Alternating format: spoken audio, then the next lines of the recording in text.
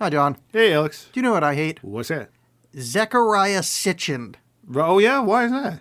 Because he leads to Eric von Daniken, Ah. which leads to Chariots of the Gods, which leads to the Ancient Alien Theory, which leads to Alexander Tsoukalos, which leads to Prometheus.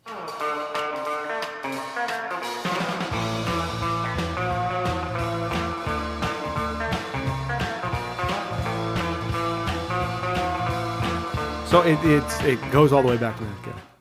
Well, there's just a lot of Ancient Aliens stuff in here. Obviously, there is there. But anyway, I didn't want to do the show normal this week, so Sure. let's do it like... Let's do it pantsless. No, we're going to do... Well, I said, no, we always do it pantsless. This time we'll leave our underwear on. Oh. Well, let's do high school debate style. All right, so you be Prometheus, I'll be Conmetheus. Oh, boy. I was going to talk about, I was going to make fun of Joss Whedon. We brought up on the Alien Resurrection show that he was like, Prometheus, more like pro-meaningless. But now we don't have a leg to stand on in that. We do, because I did that on purpose. Right. Yeah. Well, we are also not Joss Whedon, so I think that gives us a moral advantage. Watch this. Okay, no, I got it. Watch this. Hold on. This is just off the dome. All right. Prometheus, more like pro pee-pee poo-poo. Boom, mic drop. In your face, Weedo. Crack of the bat. Yeah. Out of the park. Out of the bat. Roar of the grease paint. All right. Prometheus. Conmetheus. Antimetheus. Yeah. That's what they're trying to find in Pandora Part 2. It's like unobtainium. Oh, unobtainium. Okay, yeah. I'm on board. Sorry. I'm slow on the uptake today. Also unobtainium popped in my head the other day, and I've just been shoehorning it into everything in my head just because, like, how the fuck did that even... Well, so here's a fun segue into this. That James Cameron had talked to Ridley Scott about revisiting the Aliens franchise in the long, long ago. And then Alien vs. Predator came out, and Cameron went, never mind. Like, I don't want to be a part of trying to kill the franchise, because that's what this is trying to do. Yeah. But apparently some of the ideas that they had Ridley Scott initially used. The script went through a lot of permutations. The first one was written by this guy, John Spates, if I'm saying that right, Spahts. And it was really on the nose. This is a prequel to Alien. David, Michael Fassbender's character, was a lot meaner. All this stuff. They kind of saved some of it. But then Ridley Scott brought on Damon Lindelof, the guy from Lost. Oh, the guys of Lost, and who sucks a lot. And more recently, famously, is about ready to fuck up Watchmen, which is exciting. Well, what else is Lindelof does? Because Lost was really good for a minute. Lost was good for a minute, but they really lost the plot on that one. Pun, I guess, intended. I did The Leftovers, which is supposed to be good. I like The Leftovers. Let's see. I think here. I might disagree with you. I think Damon Lindelof is involved in a lot of shows I enjoy. Yeah, I just tend not to like Tomorrowland, which wasn't very good. World War Z, which wasn't very good. Star Trek Into Darkness, which might be the worst Star Trek. Which one was that? That was the one with Benedict Cumberbatch. Oh, that wasn't bad. It was awful. Really? Watch it again. It is heinous. Particularly for the new ones. There, it's really bad. Cowboys and Aliens wrote the screenplay for that little gem. But I think some of the problems I have with this movie have a very Lindelof feel to them. Oh, okay. But then it's also Ridley Scott wanting to, because Ridley Scott was kind of vacillating on, I want this to be an Alien prequel. No, I don't. No, it's going to be a whole separate thing, but it totally is an Alien prequel. Yeah. No, it isn't, though. It isn't. So, I don't know. This movie's got a lot of problems. I really enjoyed it, this watching. Like, a lot more than the first one. Boy. Which I remember. Yeah, I don't know what everybody's problem is with this movie. Here's the parts I don't like, and they're few. Wolf Howl geology guy and his idiot friend, the first two that die. Well, they're not friends. We whatever, but Yeah. they're friends because they're in the cave Yeah. together. But they were dumb and stupid and poorly written. Yeah, just like every other character. No, everybody else I was good with. Oh man, there's so many for the first Alien, for that crew being this tight-knit group of people that have characters and personalities. These were a bunch of assholes that were on the same trip, that no one likes each other, and I'm supposed to like them for some reason, and they make stupid decision after stupid decision in a way that this movie's a good argument for or a good discussion point to be if your movie's supposed to be this allegory, what you can get away with, because I think there's so many things here that make you go strain credulity. It's why would anyone ever do that? That you're missing the allegorical picture. Yeah. I can't spoil. I don't want to spoil that movie. It's too new. But there's a more recent movie that had that same kind of issue where like you kind of when they started explaining what was going on plot wise, you're like, oh, this makes sense as an allegory, but this is real dumb. Just like set to me. So well, all right. So here's the thing. So I think David is pretty likable. Michael Fassbender is disagree. Interesting, but not likable. Oh yeah. I guess I should say that worth watching. That's what I mean. Yeah, I'll put it that way. Yeah. No, likable is the wrong term, but I mean as a movie character, likable. Like, oh, I'm glad this is happening in front of me. I think Noomi Rapace, what's her name? Shaw, like the lead lady. I think she's interesting. I don't know, likable is the right term, but like she's definitely interesting. There was just nothing there for me. Just Elba, totally likable. Whoa. Really? Oh, I thought he was charming as shit. No, okay, it's Idris Elba. So obviously, what's he doing? I mean, he's being no, but like, why did someone let him do that accent?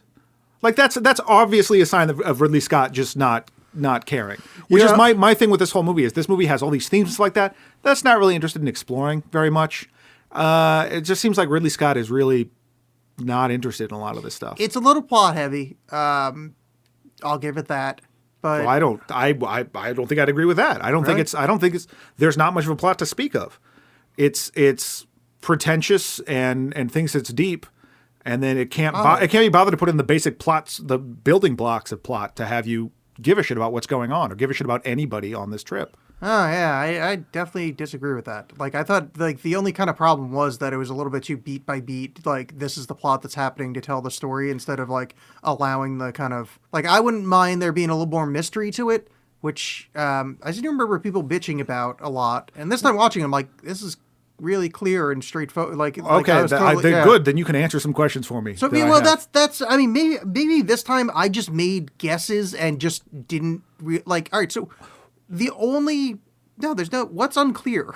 That sounded like far more sarcastic. No, I get it. I think maybe this time I just kind of went like I just instead of going like, oh, there's a choice here, I just went, nope, that's what they're saying. I tried to, but like so at the beginning, yeah. So this engineer, whatever. Well, first of all, let's just back up there. This was actually one of the last films H.R. Geiger worked on, and they talked to him about some of the designs of some of the stuff. But you went from the iconic alien to bodybuilder with black eyes. Whoa, what a crazy alien thing you made.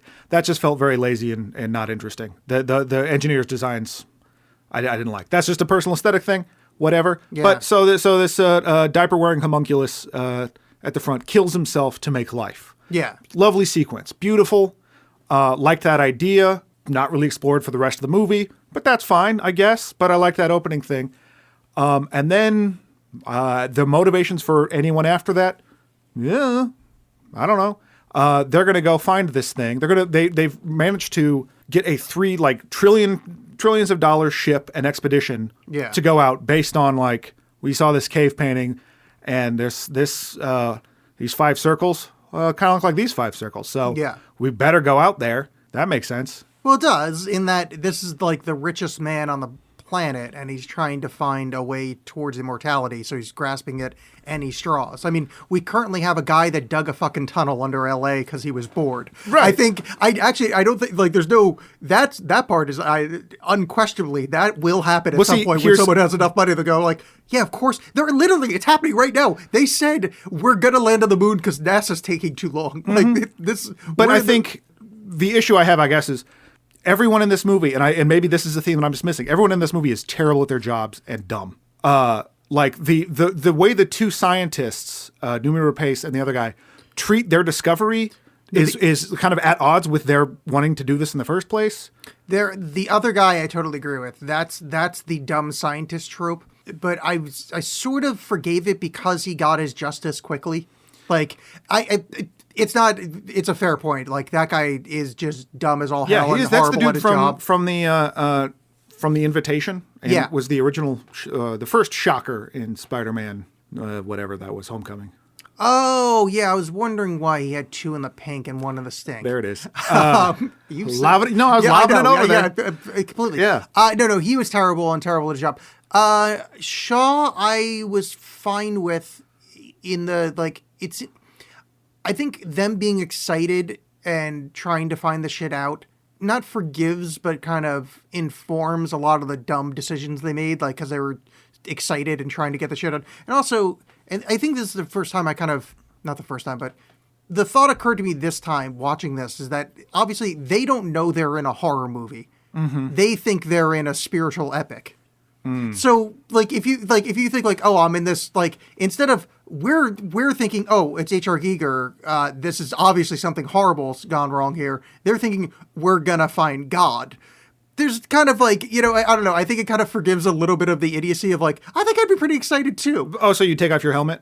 No, that's that dumb guy. But he died first, which I'm kind of all right with. But everyone else does take off their helmet. Well, I mean, he didn't die immediately. So okay, so then it's fine. But it's just stuff like that, like these little things throughout. That annoyed the shit out of me. I have a note there saying like he's taking off his helmet. This is idiocy. Why? Oh no! Now they're all doing it. But also they're archaeologists. What the fuck do they know? You're on a foreign planet, like completely alien planet. Like, oh, the atmosphere seems okay, cool, because like diseases don't exist. Here's a dead body of an alien. This is all fine. This is all fine. It's not like when we don't need to worry about that. Well, I mean, in that the inhabitants have been dead for thousands of years. It's like, you know, when Lord Carnarvon went into Tut's tomb. Yeah, no, I don't know that. Oh, he's the guy that went into Tut's tomb. Thank you. What happened in Tut's tomb? Well, nothing. He didn't get sick or anything. Yeah, but that's what? That was a human being, not an alien on an alien world. But they've been dead for 2,000 years. Granted, that taking the helmet scene off, dumb as shit. But like, it's a lot of the other decision making is more the like, yeah, you're excited. You've literally found God's house. Like, you found the place that, like, the cradle of everything. I guess, but I mean, like, there's just like when he's landing, it's like, I gotta go right now, even though there's the storm.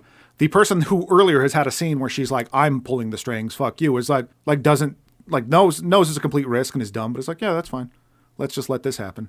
No, them going originally, they didn't want to go because the sun was going down. They didn't know a storm was coming. Oh, whatever. Like that it wasn't. It wasn't a good idea. Yeah, no, but it's not. I understand, but it was like, this is not the opportune time to go. We're on this planet. What else do we have to do? Yeah. Let's just hold back. That's minor. That doesn't matter. A lot of my issues, so why is everyone an asshole? Why is everyone in this movie just an asshole? I would say that not all of them are, but a lot of them are. Mm-hmm. Well, I mean, they're purely for money, with the exception of Shaw and her partner. Right, but her partner I have no answer for. That guy really annoyed me. But I didn't like the actor. Oh yeah, no, I didn't like sucks. his dumb face. Everything about him sucks. But he died early, which I think kind of made me feel bad. I'm like, the annoying guy died. And in just a dumb way. And they killed the annoying Howley guy early, so I'm like, yeah, good. I really like that actor, which is a shame. I just hated him in this. Yeah, no, he's awful. I mean, Sean Harris is the actor, and he's great in like Southcliffe, Red Riding. Really good in what's the guy's name? Anyway, like he's usually plays these like coiled rage guys, and that was used to great effect. Sort of the reverse of that in Possum, which is a weird horror movie, but I very much recommend.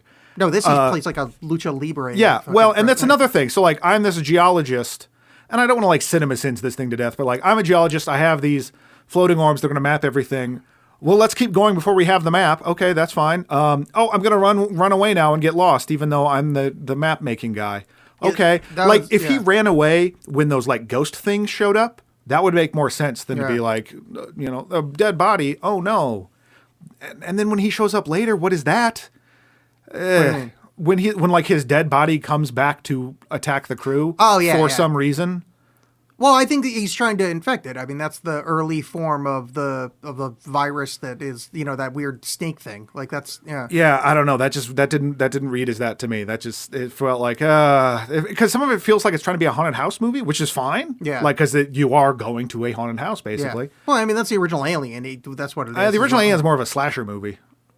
Oh yeah, kind of same concept though. But I mean, there was a lot of like claustrophobic, Sure, but I'm just saying that like I don't know. All of a sudden, this guy who's been dead, like they've seen his face like melted, and then they're like, oh well, it's fair. It's Fifield. Let's go get him. Why would you do that? Another dumb decision. No, I don't know if it's. They said his camera is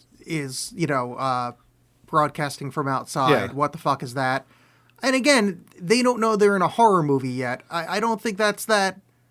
Multiple people have gone missing or died. Well, two people have died, and they don't know how. And then they saw the camera. So it's not like, I don't know. I think that's not that big of a. What else are they going to do? Just go, oh yeah, well, just leave it. Not have 80 characters for starters. We could do that. Okay, too many characters, too many cooks. Mm-hmm. All right, have that in your head for a while. I don't mind him. But wait, let's go back to the asshole things because I'm thinking about it. Idris Elba, not an asshole.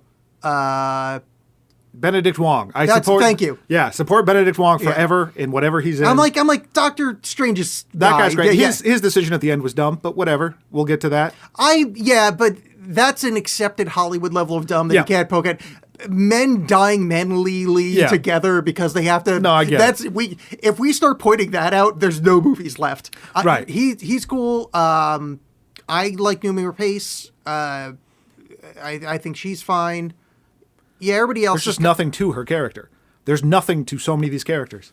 Yeah, I don't. Well, no, I was just trying to figure out who's an asshole. The rest of them are kind of assholes. Fifield is an asshole. Yeah. The stupid biologist guy is an asshole. Well, I don't think he's an asshole. I think he's dumb. No, he's an asshole because when they're like giving the speech at the beginning, and he's like, "Oh, so you found like this DNA thing?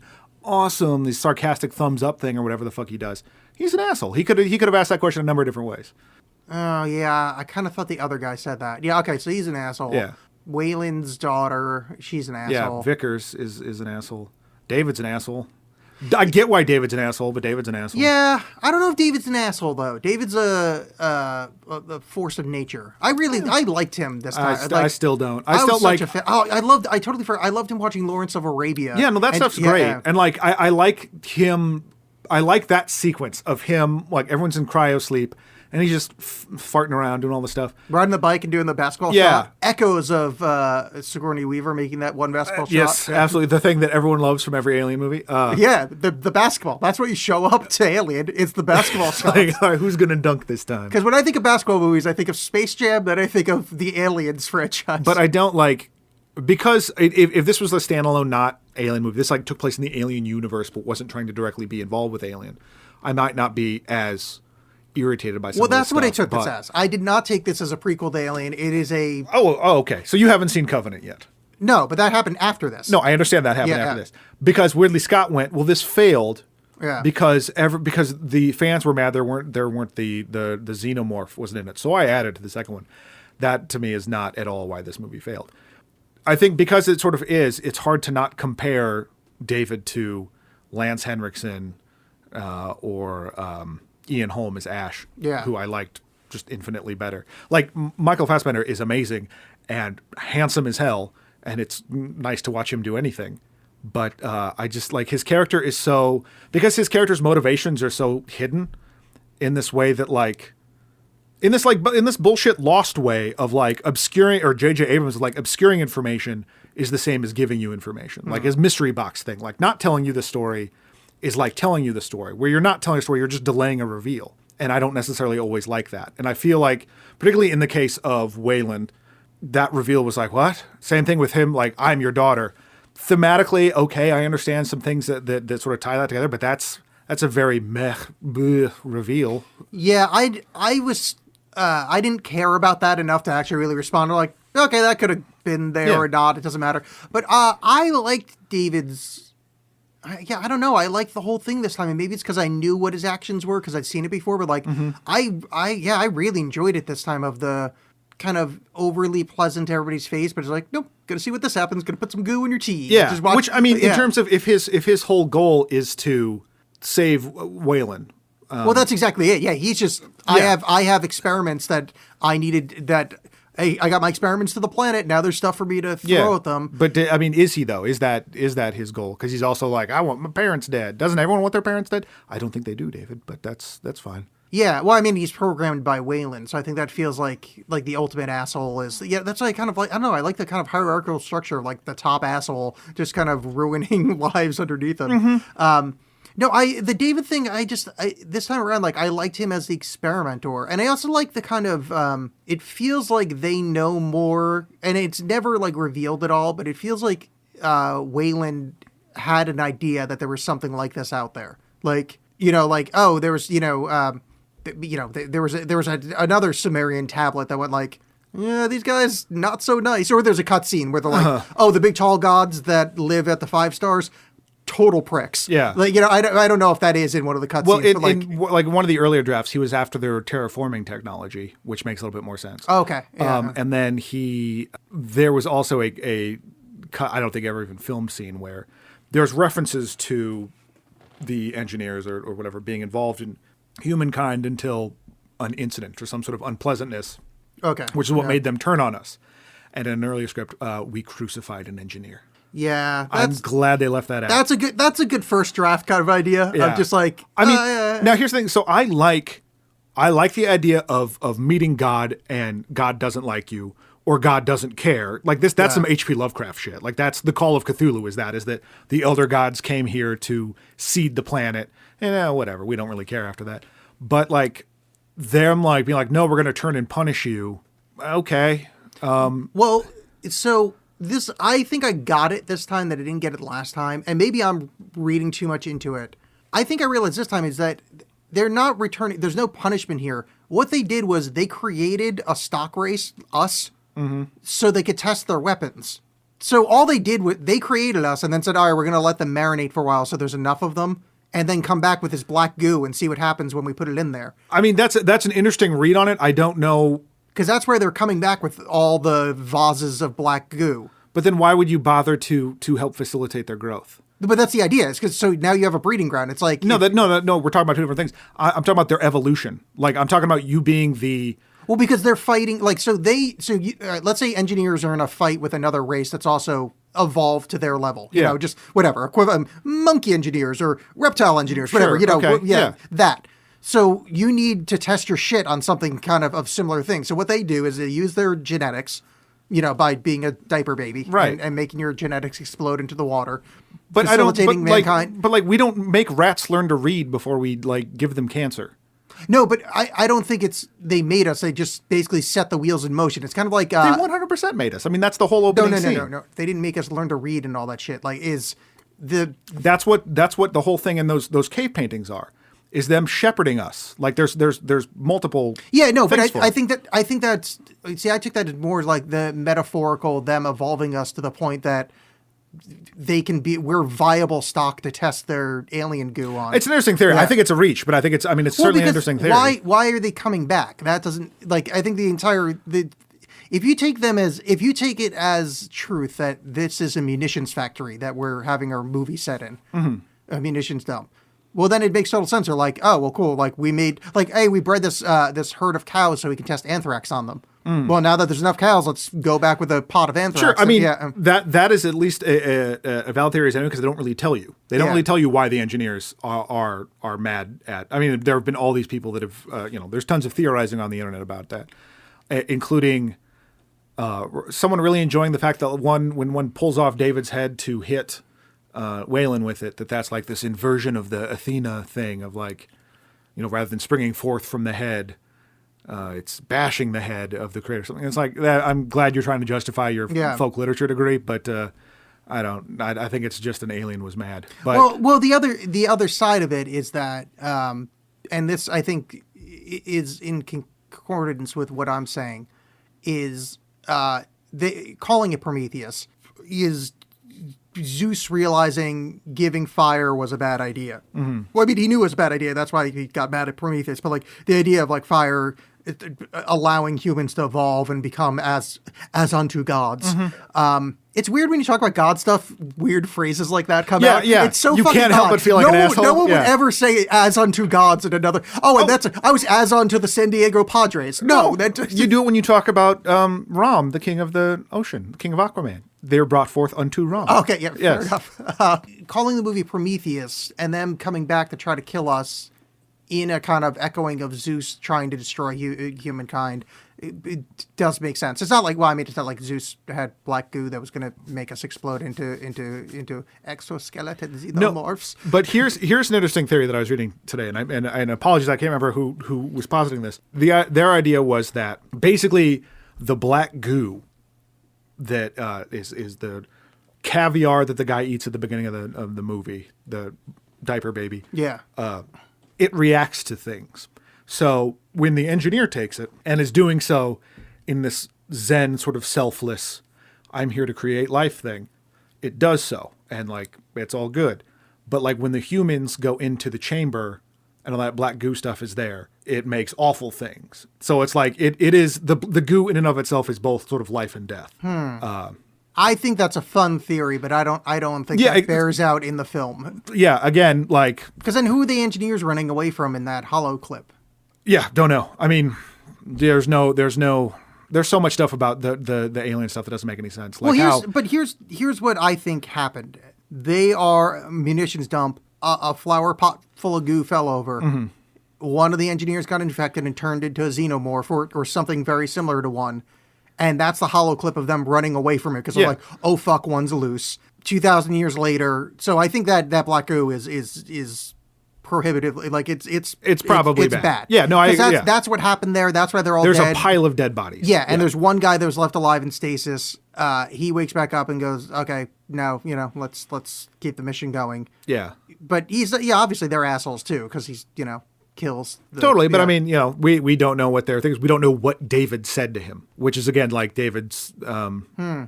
He's been like, hey, these guys want to take your shit. I'm one of the good ones. I don't know. Yeah. I don't know what he said to him. The old guy said you have a tiny wiener. Which, getting to the old guy. So, initially they wanted someone like Max von Sydow, which would have been fantastic. Ooh, that would have been fun. But there was a cut scene where like it was Guy Pearce as a young Wayland. And I think it's one that they revisit at the beginning of Covenant, which I won't get into here. But it's actually one of the few scenes I liked in that movie. Because otherwise it makes no sense why it's Guy Pearce in old man makeup. Who, by the way, looks like fucking Dan Aykroyd in Nothing But Trouble. That is some awful old age makeup. Slightly less penis nose, but yes. Yeah, correct. It's really, really bad.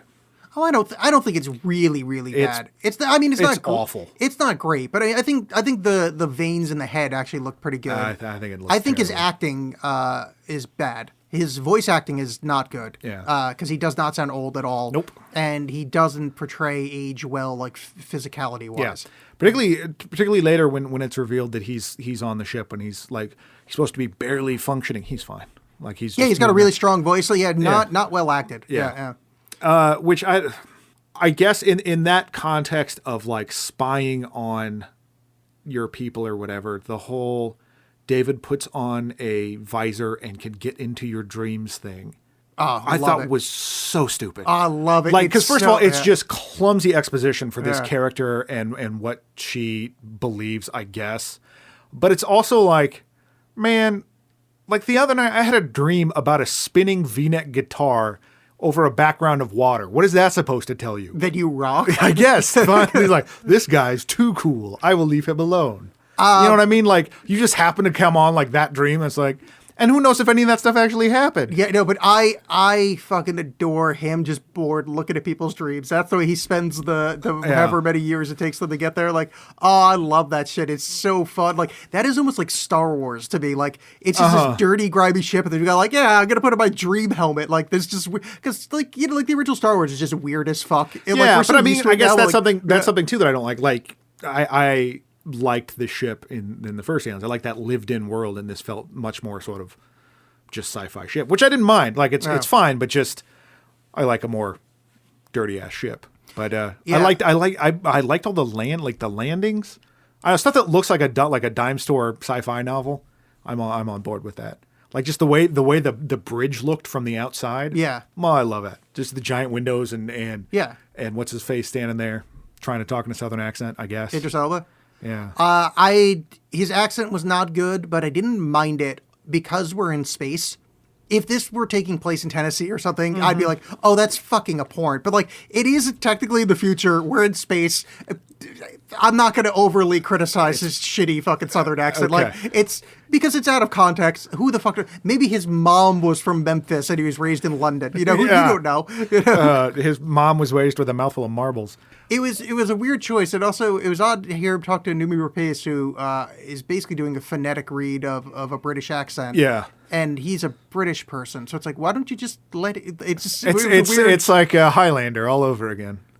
No, I am from Scotland. There's nothing worse than Christopher Lambert, and that's his real accent. That's not him doing that for the stage. That's what he sounds like. Did you know? Also, he's like he's functionally blind. Like he can't see anything unless he nearly chopped off some well-respected actor's finger. Why did this guy get anywhere ever? I think Maybe his eyes degenerated, or just back then there weren't that many people good with swords. I guess, yeah. I know I was going to say they're also good at acting, but no. Okay, so here's who we could get rid of.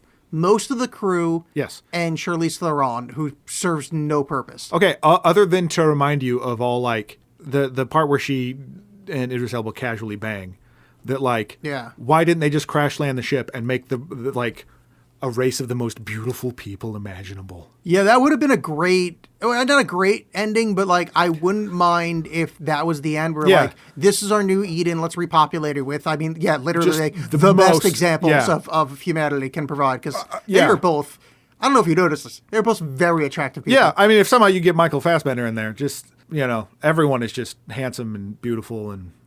I think the first act of the film, other than their little meeting talking about when they land on the planet, talking about why they're there, that's ineffective. But I think them finding the runes or the cave glyphs, getting the mission, getting there to the reveal of the alien building. I think the reveal of the alien building is one of the more powerful sci-fi alien reveals again, ever. That was fucking awesome. But you could feel them being like, I'm vibrating. Like, that's a fucking, like where they go, God doesn't make straight lines. Yeah. And they see, like, this straight line leading to the thing. They're like, oh, is this did we just find a fucking alien building? Because that's the thing a lot of sci-fi glosses over. It's like, that's a fucking...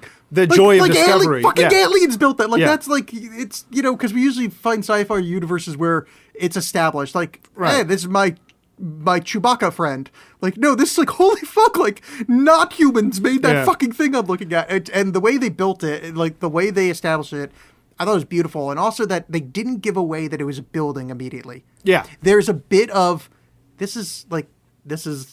I mean, is this natural? Guys, is this natural? And they're kind of like going back and forth until they start seeing like, could that be a glyph on the wall? Like, it's a slow build. And then finally it's just, oh, fuck. But I also like, and this is the thing with Wayland and David knowing more, is David's like looking at the like goo and it's like, oh, interesting. And then he finds some runes on the wall. It's like writing his finger paint on. It's like, like he knows how to operate the ship a little bit. It's like, they know some extra shit. Like there's, which I like that. And I like it as just a functionality of the film. Like, they don't ask the question nor answer it. It's just kind of like, yeah, he's a fucking trillionaire that founded the thing. I just kind of like operating in the background. There's character instead of just, oh, the movie started. Now I have a character and I'm going to start operating. Like this movie happened before it started.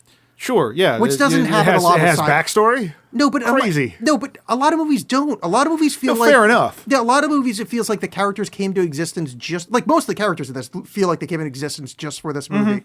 But, like, the Wayland and David feels like there's decades of history that led to this, and that we don't need a backstory for it. We don't need a prequel to explain it. It's just...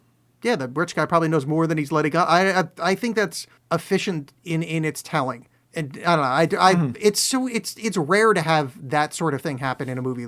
I don't know. These movies got really dumb really quick, so it's like but like the first two are so good. The first one is Oh, Aliens is fantastic. I know I like Aliens, but it's not. I think the first one is like a classic of like cinema, and the second one's like a really good, space shoot 'em up. Yeah, it's fantastic. Yeah, no, that's fine. But I mean, it's a very efficient movie. But it's two different scales of but I don't think this one meets either of them. No, but I also, I mean, and I don't think it's fair to compare it to like, the prequel, the things that it's a prequel to?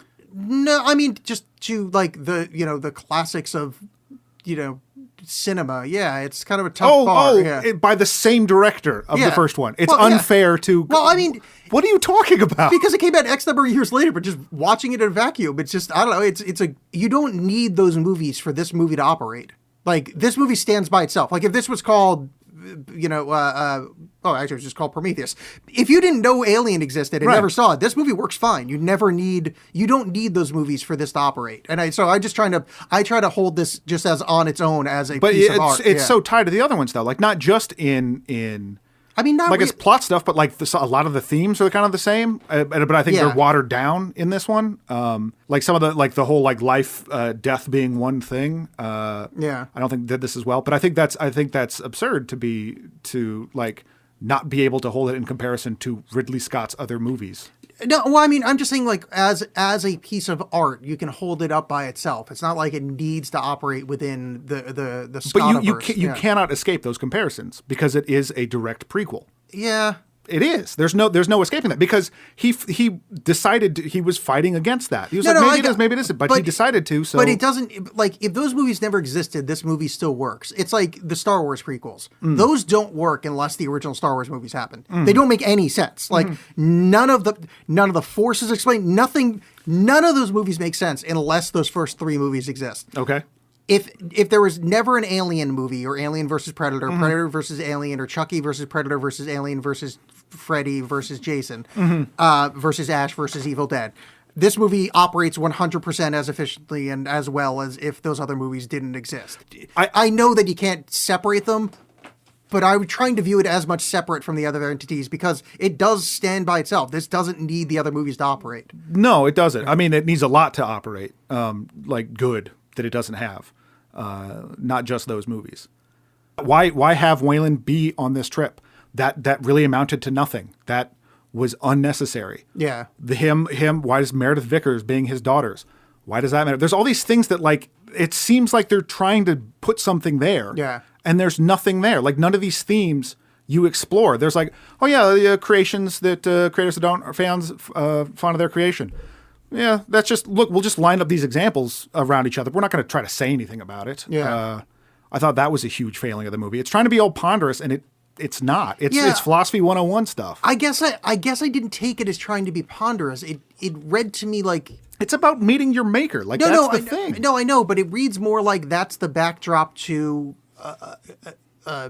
space horror, like the first one. Like, I mean, it's... The first one is, I mean, the Alien is here there be dragons. It's you exploring and then encountering something you don't understand. This is actually trying to get answers and then just, I mean, I understand that sort of recursive thing about you looking into something and there's only more questions. Yeah. And that's kind of a neat idea, but I just don't think, I think it wanted to try to be this space opera on one hand, but it didn't really follow through with that. It didn't really follow through with being a ponderous Yeah, no, I mean, I can see, thing. I think it's just kind of expectation to what that wasn't what I felt like the movie was trying to set up. Like, it just seemed like it was a space movie where they run into aliens in the search for God. Like, I mean, it's like Life Force. Like, I mean, it's was that the movie with the space vampires? Yeah. That one was fun though. Yeah. Like, I don't know. See, I thought this was pretty fun. Like, there was a lot of the stuff I liked about this is so much more than the stuff I didn't like. But wait, let me just go back and agree with you. I guess if I was coming into this reading it as this was trying to be, meditation on something. I'm not coming into it with that. the movie wants it to be that. See, I don't know. It doesn't seem like it. No, it doesn't. Like, it thinks it's doing that. I see. Does it? Because it feels like it's Indiana Jonesy. It's hey, look, there's a thing on a wall. Let's follow the sign. Oh, you need a staff that's 6 rods tall. Like, it's an action. But you know how, like, Indiana Jones romp. has character, and like he's got charm and personality. Well, charm and personality. I don't know about character. That's part of a character. Yeah, but like, these are just paper cutouts that just are going that fall into different holes. But that's fine. But I'm just saying it trying to be like anything more than like a space adventure romp thing.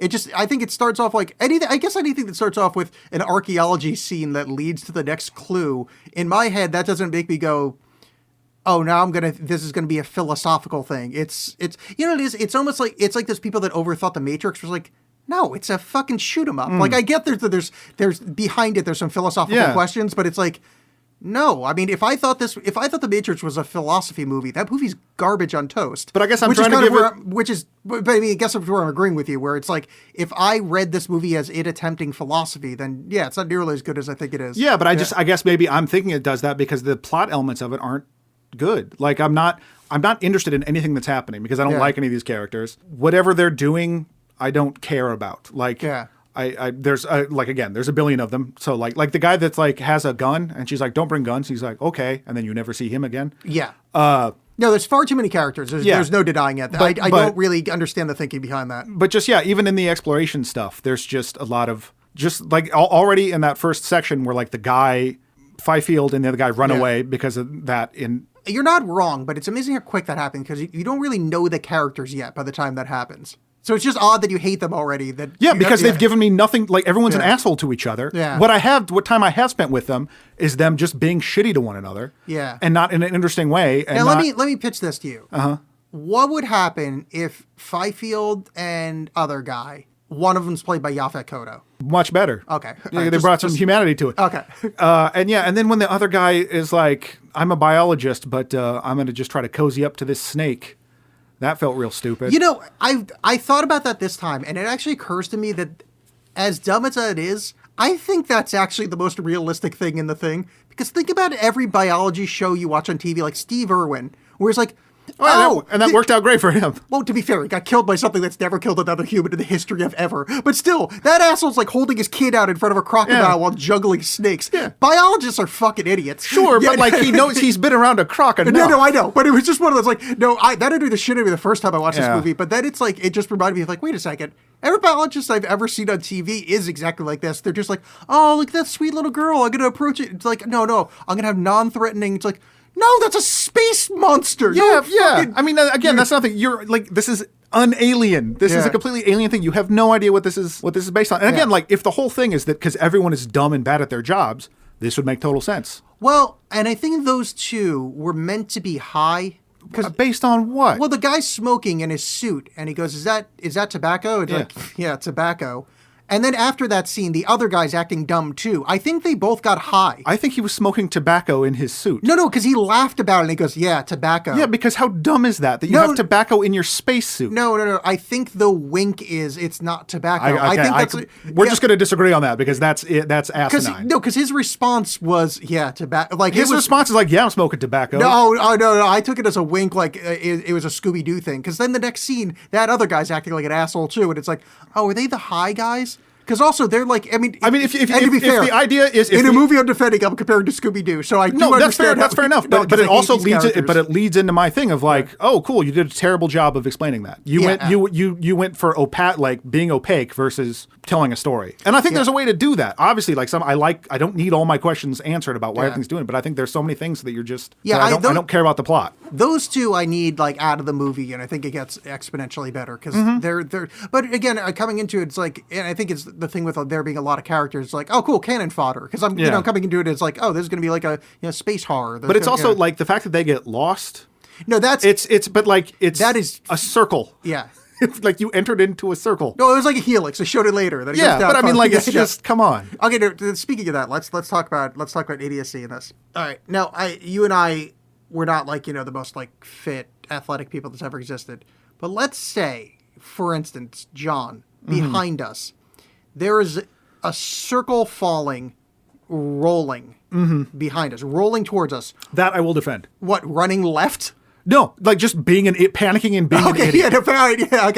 Because God, that was annoying me. It was like, it's rolling. Don't go in the direction it's not rolling. As someone who has repeatedly done stupid things, and I want to panic, I'm like, no, I would totally run forward. Because God, that was fucking irritating. It's like, just run the way that nature doesn't let stuff happen. Oh God, that fucking ruined the shit out of me. What else have we? Okay, well here's some things. Whatever. I guess this is maybe a nitpicky. How does Stringer Bell know anything? Like at one point, he just basically gives this whole thing. This is a weapons depot. This, that, and the other. Like he just makes all these conclusions right away that no one else has figured out for some reason. Yeah, my thought on that was he's ex-military and he's one of those guys that sees everything as that's the thing they used to be. Is my thought. I mean, because at that point, but like you just made up a whole thing. Oh no, totally. Yeah, but It works for a it moves the plot along, but just I don't know. That just felt very much like, oh, okay, no one else can figure it out, but this guy just shows up and is like, oh. Which also, why would they give us directions to their? Why go like, hey, these 5 planets. Hey, everyone, these 5 planets. Oh no, it's just a military base. Like why give us those hieroglyphs? So this is part of the reason that I thought they're waiting for us to be sufficiently kind of evolved to do the testing. So if we show up, they go, oh fuck, dinner's done, and then pop back over and drop the goo on the planet. But what happens. But they were going to pop back over. No, but what I mean is that would be one of they're like, hey, we're from over here, so if you guys end up having some spaceships, I mean, obviously it's not going to be this casual, but yeah, but I think that's a weird thing to like. Well, you don't want us getting overly evolved. What happens if we develop fucking Ultron Dukes and can beat them in a fight? But they're 37 bajillion miles away. How would we ever find them? Well, like without that. them telling us these 5 Oh planets. no! What I mean is, like, it's kind of like a signal that we're ready to be cold is when we show up at the door. But that doesn't happen. Like, they're ready to call us before we show up at the door. But we don't know that. We don't know how long they were going to wait. They were getting ready to leave when the thing went kablooey and killed them all. Oh, you thought they were getting ready to leave, huh? I believe they mentioned that they were getting ready to leave. No. I thought David mentioned something to that effect, because particularly after the thing that happened the reason they hate us and they wanted to kill us anyway wasn't that we showed up.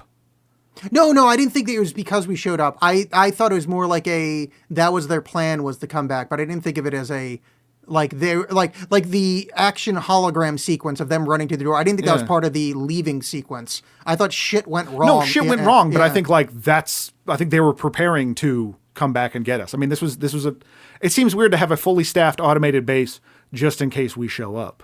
No, well, I don't mean just in case. They were going to go there. Yeah. Great. That was going to happen. What I'm saying is they gave instructions to where they were as a kind of, hey, if they show up early, we're like, hey, they're ready early. You know, if you know a turkey is going to cook in 5 hours, you still put that little poppy up thing in it. Because if the poppy up thing pops up, you know the turkey's done, even if it hasn't been 5 hours. But why do I need to tell the turkey any of this? I don't really have a problem with it. I mean, and again, I also took this as kind of space shoot 'em up. They were like, yeah, they're going to tell us where they are. They're pointed to the thing. Yeah, I mean, again, I don't have an answer. Or they're vindictive cunts. I mean, that's also this is based on Greek myth. The Greek gods are fucking assholes. Absolutely. Yeah. And I'm fine with that as a kind of, if they're just like, oh, wait, they have blue eyes? No, screw this. Yeah. No, like I'm not. That's fine. Yeah, I'm not married to they're raising us up and waiting for us to be sufficiently. But I mean, that's such a part of like the ancient alien mythos that I feel like it fits. But also in like the Greek god of just like, the Titans eating their children. It's just like, yeah, no, they're just Titans. They're just going to start eating our ass. Well, kind of the same thing. When David shows up and like when they wake up the alien, and because I know some people were kind of complaining about like the sort of reaction that he's like, these people show up and they're like speaking his language and his choice is to kill them. Yeah, absolutely. I think that's awesome. Here's the one part about that an ashen white person with a helmet that looks like that's Neil Gaiman's Sandman. Yeah, that's his dream. It's the same, right? But I mean, but I think the Space Jockey might have been made before then. I'm not sure when the timeline for Sandman was, but I understand. 100% it was just one of those like, hey, wait, that's the same mask. But that's also kind of a bummer though, because it's these space jockeys, this iconic thing from Alien that it's like, oh no, that's a helmet. It's these diaper babies, and you're like, oh, were they in the original Alien? Yeah, that's the thing they find. In fact, an early version of the script had this all happening on the planet that eventually Ripley and them go to. Which I do like. I do like the idea. How do they find the alien in the original Alien? Like a distress beacon, which I think the ship actually sent out. Oh, that's right. Yeah. Okay. Yeah. But I do like the idea of either, even though I don't have an explanation for the 5 planets thing. Yeah. But I do like the idea of us stumbling into this stuff due to a misunderstood communication. Oh yeah. I like that as as a mirrored thing between the two movies too. I like that little bit. Yeah. I did really really like the forced cesarean scene. Oh, the space abortion is fucking great. Is very intense, some body horror stuff, and really great. And arguably, you could do a whole thematic thing there with Prometheus and having his guts torn open. That's mirrored there. I just like the stapling it back shut. Yeah, stapling the tummy shut is pretty impressive. That scene is so fucking good, and that's one of the scenes that scene wiped away 3 of the dumb scenes. I'm just like, oh, that's so good. How does the thing grow and eat and get bigger? Yeah, I don't know. I think that's the same problem with the original. With the original Alien, because it goes for like, it's not like it's like got into the Wheaties and then it started growing. Like, yeah, I think it's it's a design thing, so somehow it grows. Yeah, it has. It's like when you add water to a sponge dinosaur. It's like, well, it's enough there to start taking shape, and then it's going to run away. Yeah, it's sponge dinosaur. Yeah, it turns into that weird tentacle thing that guy fucked in Galaxy Quest. That's right. No, we don't really need to talk. Well, I mean, it's just more of a small point. Another kind of very pretty scene, because this movie reminds me that this guy knows how to like make stuff look nice. Yeah.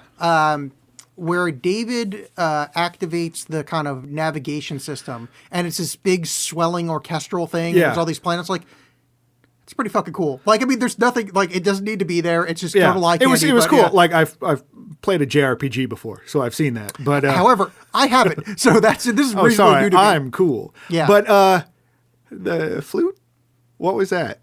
Oh yeah. I mean, a minor thing, but I don't know. what? Like, oh, so you have to play this tone to start it all up, and then you press a whole bunch of buttons. Why have the flute? I don't know. I didn't really think about that. And like, why? It was just kind of cool. So it's yeah, just I like- mean, yeah. There's some like neat looking stuff, like their whole security system thing. We're like, and then we'll show you how to activate everything. And this, Well, that was cool. I mean, it didn't make much sense. But I thought think it was I cool. have a reason behind that. I think they were in like holy shit panic mode because the xenomorph or the pre-xenomorph got out. Mm-hmm. And that's like the emergency recording. That's like the black box. Oh yeah. So it's everything was. I mean, being, yeah. No, even if it was just your general security, I'm fine with it. I just thought it was cool. No, I just spent a lot of time thinking about like, why would they record these people running down the hallway? And I'm like, oh no, that's the black box. So when people show up later, you'd be like, what the fuck happened? Yeah. Like, why are all my gods dead? Where'd my gods go? Yeah. Well, another interesting question though. I mean, like, it's not like there's a pile of dead bodies. If I feel them come across this pile of dead bodies, what happened to those guys? Like if the alien thing was an alien thing. There's a rabbit. Oh, it's a rat. Okay, never mind. Look at the bones. But just like what if there was an alien type thing, wouldn't there be a lot of those things around? Well, it was 2,000 years ago. So I wonder if maybe whatever killed them is also dead. Could be. I mean, I'm just wondering, like because that was part of the and again, taking the helmet off, very dumb. Yeah. But that was part of the. It should have been very, very dumb in it's- my head of like, yeah, they've been dead for 2,000 years. There's not gonna be fucking. but it's germs or also anything. that he says like, don't be so skeptical. You're a scientist. You should absolutely be skeptical. That part was really dumb to me. Yeah, but they were like weirdo Christian scientists. So Yeah, she was. He wasn't, because he's even like, your cross is dumb. Yeah. I mean, at that point, you kind of have to go like the whole God thing is. Yeah. But who made them? She did say that. Yeah. One of the things that made me, one of those guys go, well, you want us to just throw out 300 years of Darwinism? Yeah. No. Yeah. That could still be there. Like you can still put the pieces in motion. That's But I mean, it's this again. If you want to like invent backstory for stuff, I like the idea of this movie. The backstory is like, hey, here we're going on this expedition. You're going to be gone for probably like 50 years. You're going to get paid a ton of money, but everything is going to be dead by the time you get back. They didn't really explain how long space travel takes or, whatever. But that any like normal person or someone good at their job, being a scientist, was like, oh, no, I don't like those terms. But just like the worst people are like, yeah, I got these orbs. Let me go along. Well, I mean, that's also part of the them being assholes thing. And I think, and as much as I said we shouldn't compare it to the first movies, I think the first movies, they're kind of a ragtag team and it works better. Well, yeah, because they've been on tons of missions together. I mean, I think this is like, I mean, it's not like, I think if their first mission, this crew, if their first mission killed off like 3 of them, I think like 3-4 more missions, they could probably get a cool rapport going. Yeah. And then like be like but like, yeah, it doesn't work for them to all be the first time out because it's just like this awkward, like no one knows anybody. There's no relationships. Like other than Benedict Wong, baby. Him and the captain know each other. He kind of is the best. I mean, there's no reason for him to be in the movie, but I love him. And the other pilot guy that's just there. Yeah. At the end, like Chance, I believe his name is. Yeah. That like there's a close up of him reacting to something. I'm like, who's this guy? And then when he says, Chance, go do this, I'm like, oh yeah, he was. Idris Elba yelled at him about touching goo before. Well, I wonder. I mean, you read more about this than I did because I like this movie so much better than I was expecting to that I didn't want to read more about it because I know it'd take away the things I like. I wonder how much in the cutscenes there is like with these other characters and how annoying they would be. Like, I bet you they filmed an extra. Well, there was. 45, there was a little bit more thing about how this was everyone is kept hush hush in the dark about it. Which Wayland's keeping everyone hush hush doesn't make much sense because if his goal was to come out. And, oh no, I secretly wanted to find out their thing for immortality. Yeah. Then everyone knows about it after like 2 days. Like, why not just tell everyone I'm coming along too? Like, that seemed like an unnecessary level of being a ruse. Because like, what are these people going to do? Say no? Like, yeah, you're funding Charlize Theron tells them like, you're funding our trip. You're kind of we have an agenda. No, good point. We're still going to find out our shit. Yeah. Why not just tell them that? Like, why this subterfuge? Yeah, I mean, I guess it's just him trying to keep the secret for as long as possible. But why? Why is it a secret? Well, I mean, if his company's still in business, I think the patriarch of your company spending $3.6 trillion to chase down space gods, I think that might be bad for the stock. But why is she? Then why is she there? I mean, Oh no, her being there makes no sense. But I kind of understand his thoughts behind it. yeah, I guess. I mean, No, her being there is other than Charlize Theron is wonderful. but I guess if you pitch it as not like, hey, I'm trying to extend my life, but if you're like, you know, everyone knows you're a fucking old man. Like you can't hide that. Your face looks like a California raisin. If you're like, I'm going to explore the stars and that's how much committed I am to this being an awesome thing, I think that would, business wise, I think that's a smart play. Yeah, I mean, if you did it that way, but he seems like the type that would get on stage and be like, I want to go to space and find space gods so I can live forever. And she's in the audience going like, Dad, shut the fuck Please, up. just die already. It's like Elon Musk, where he's like, no. Instead of going to board meetings, I'm going to go on Joe Rogan and smoke pot on camera. Yeah. Where Yeah. people are just, shh. I'm going to shoot a Tesla into space. Yeah, what about the homeless? Tesla into space. I still like the theory that some people have the theory that the Tesla, when they shot it into space, there was a body in the trunk. Yeah. Which is there was like not legitimate conspiracy. There was people that legitimately believed that they shot a dead body in the trunk of that Tesla. What the... Where does that come from? I like the idea of like the trunk opens and it's just like a monkey with one of those gray alien masks just like stapled to it. Musk is like, I discovered aliens, everybody. Check me out. He'd probably do it too. The ship gets rammed, which I kind of like that scene. It's a little predictable, but it was a nice little bit of action sequence. The Idris Elba doing getting convinced, because that's like, it's always so frustrating in movies where you have to do the convincing, where I think she gets across the there won't be a planet anymore. Yeah, there's no other choice. That was fine. Yeah, it's pretty tropey, but I thought it was an effective little bit of business. But I like her getting back to the escape pod thing and realizing that her baby's in there, like the squid baby. It's just like, oh, that's fucking freaky.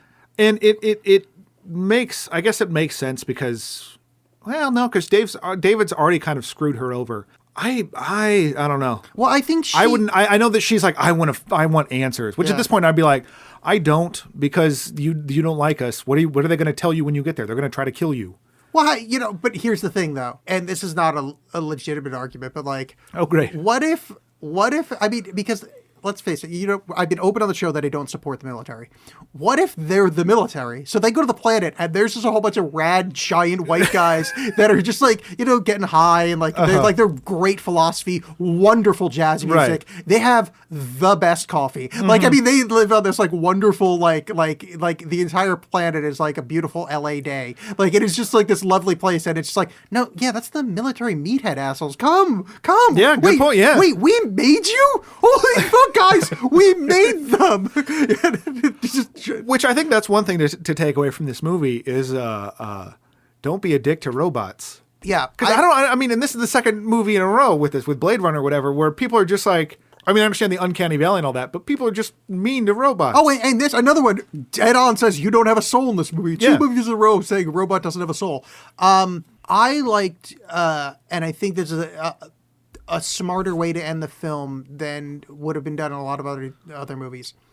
Numa Pace not forgiving David, not like, she made peace pretty quickly with like, yeah, he's a fucking robot. Mm-hmm. Like, there wasn't like, oh, he's this malevolent, awful thing. It's like, I think it's so those things are treated as human so much because they have like just such humanity in their face, of her just kind of like having this instant understanding of like, oh no, his master told him to do this. Like, I can't be, there's not like anger in it, even though he's the inciting incident. She's like, yeah, I need you, so I'm going to grab you and your dumb head and let's fucking move I mean, on. And it makes sense for what she knows, I guess, because it is like, just like you said earlier, like he's a force of chaos. He's not just doing what his master says because he's a dick about a lot of other things and wants his, references that he wants his parents to die. But he's also like not helped her out at all. When she had the baby in her, and she's like, get it out of me. And he's like, just do a whole lot of drugs. Don't worry about it. Oh yeah. And he admits to killing her husband. Yeah. But I mean, I like that she understands that he's a robot. There's like a nuance is the wrong word, but I think that's a cool bit of writing, because that should be I'm mad at you. You're the bad guy in this. But like they understood that he's not the bad guy because he can't be the bad guy. He's an automaton, which is interesting robot writing. Well, I just think he is the bad guy. I mean, whether or not he's programmed that way, no, totally. There's no reason to trust him. No, but she's not trusting. She's understanding his nature at the end. The philosophical question in Blade Runner is, are they a real boy? Like, is there something more to it, or is it just such efficient programming that they've tricked us into believing that they have, a soul or something more to it? Right. Well, this kind of the intrinsic understanding is, no, they're just very well programmed robots. Which I don't know. I guess maybe just because we came immediately after. Yeah, I guess I didn't get the sense because I think there's a certain malevolence to him, or there's a certain like wild child thing of it, of not just like, well, I'm just doing this because I'm programmed this way. Yeah. Because it seemed like he also has his own ulterior motives. No, but what I mean is she's not judging him on a human level at the end. She's judging him on a robotic level, which is. So many of anything where there's that advance of a robot, immediately the topic is, well, are they real? Mm-hmm. And in this one, it's not. They don't juggle that. No, they just go, yeah. Like, oh no, you're a tool. Like right. you're literally like you're a bulldozer. Like I guess it's just kind of refreshing coming off of Blade Runner, and I think where we are in the world right now, there's a lot more movies where the main thesis is, are they real or are they not real? To have it just be. No, that's our toaster, David. Like, right. Yeah, there's a certain, I don't know, and I like the kind of her coming back to like, oh no, I need that toaster, David, because I need to go to the next place, and he knows how to fly the ship. Yeah, but I do think it is sort of, it does tie into the whole creator and creation thing. Yeah, and how the creations feel about the creator, because he's not stoked on humans, basically. Yeah. I was like, yeah, but you're welcome, David. We gave you the gift of life. Yeah, and now we're gonna be mean at you because of it. For some barely reason. mean, yeah, maybe they weren't so delicate with their language. I'm sorry, you're so left-wing, libtard. Well, the one asshole PC. guy that's like, and when he just like sets up that thing, so he's like, like, why do we make you go? Oh, because we can. Like, how would you feel if your creator said the same thing about you? Which again is an interesting concept, but like, yeah. That's all we're gonna do with that. Just make the engineers great again, John. Yeah. Is you with your, I'm so offended by their language. Mm-hmm. Hey, why don't you go back to where you came from? And their nudity. Yeah. Well, they weren't nude. They had diapers on. They had diapers on. So the end of she tricks the guy to be near the door, and the tentacle guy kills the engineer. Yep. Which I'm okay with that. Like it's like, I guess that ended the movie. Yeah, I mean, and then the thing that comes out of him is very primitive xenomorph. I quite like that because, again, they trying to watch this outside of seeing the other movies first.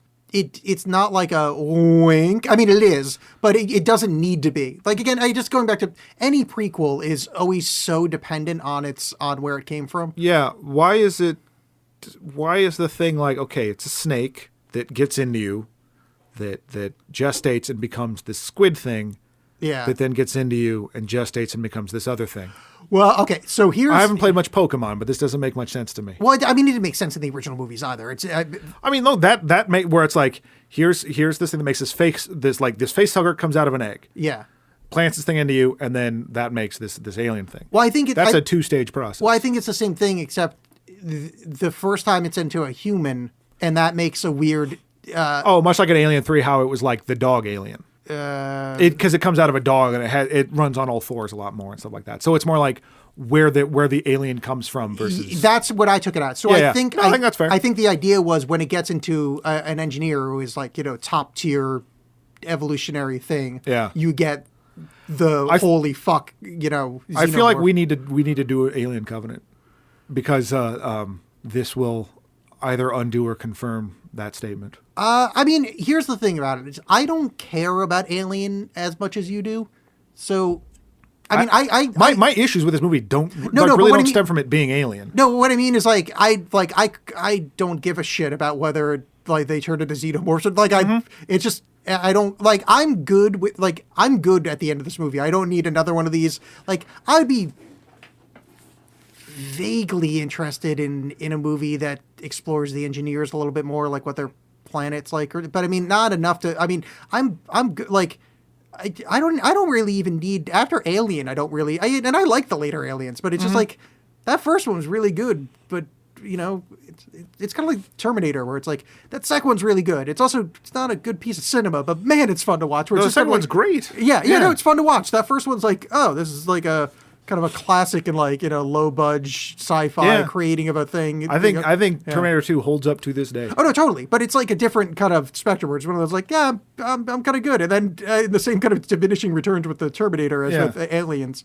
It's like, oh boy, you're still making these, huh? And with this one, I'm like, I like this. I don't need another one. I don't need to explore. I think if you got rid of like at least a half hour of this, it might be better. But this is bloated as fuck. There's they need to cut. Charlize Theron doesn't need to be there. They cut like half the crew. Like the editing in this is not efficient. Like they made no efforts into making it like, I don't even want to say efficient, but like they just. Well, I think that's my thing about it. Feeling like it wants to be this ponderous, deep sci-fi thing is that instead of it being this zippy space opera thing, it wants to try to have these messages about creators and creation that it doesn't really follow through with. See, I think I like where they leave that. I think it's just I like the amount of mythology they put in. It's just keep that amount of mythology, but now make a zippy shoot 'em up space monster movie around that. Like instead of trying to remake Aliens. Yeah, fine. Yeah. Like I'm with you there. If they had just like come down on one side of that, I think. Which I think with like give this to Topher Grace and have him edit it. Have him edit this. He could chop about 25 off, and I think there's a really strong movie in this. It's just they didn't like quite. I don't know. I mean, I'd have to see all the scenes like that. Yeah. It's still just interesting, like, again, for it being a creative versus creation thing, how Ridley Scott treated this whole thing. Why he was so like, oh, I don't want this to be a prequel to Alien. Oh, I absolutely want this to be a prequel to Alien. Like that's...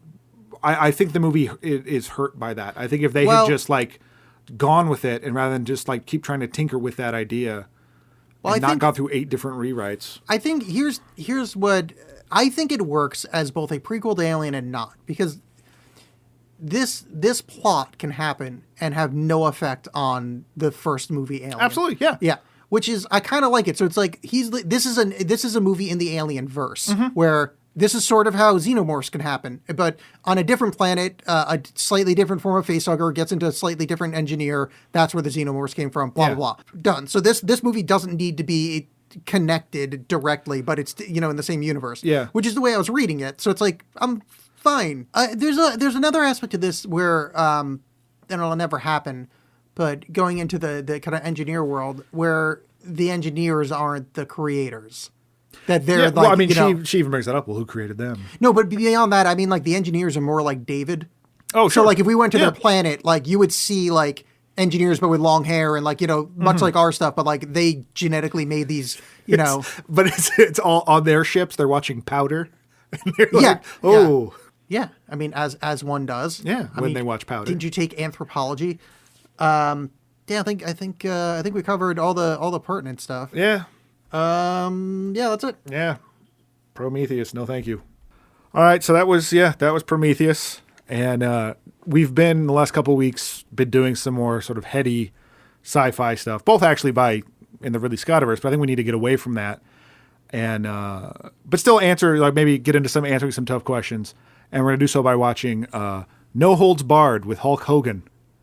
Well, John, I don't think this is too weird of a jump because it's got a giant white guy and Zeus. So, I mean, I feel like we're dealing with very similar things. Black goo.